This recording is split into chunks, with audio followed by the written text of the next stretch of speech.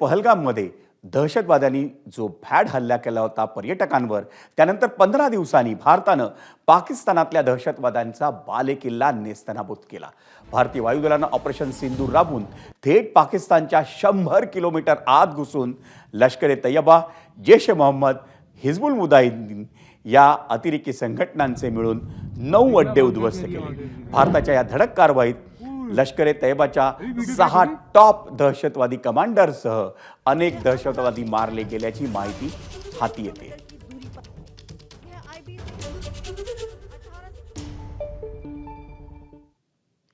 आणि भारताच्या एअर स्ट्राईकमध्ये लष्कर-ए-तैयबाचे काही टॉप कमांडर आणि अनेक दहशतवादी मारले गेलेत. आपण एक नजर टाकूया त्यांच्या माहितीवर.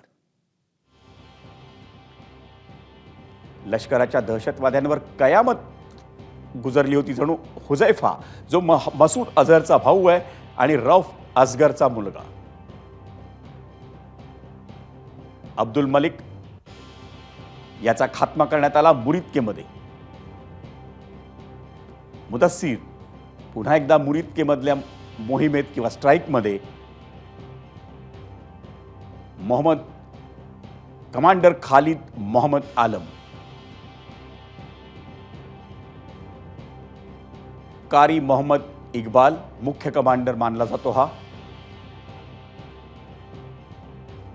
शाहीन मकसूद मदारपूर लिपा व्हॅली पीओके पाक व्याप्त काश्मीरमध्ये त्याचा खात्मा करण्यात आला. याकूब मुघल बिलाल कॅम्पचा हा प्रमुख होता. Waqas Bilal camp Muzaffarabad. Hasan Bilal camp Muzaffarabad. ABP Majha, उघडा डोळे बघा नीट.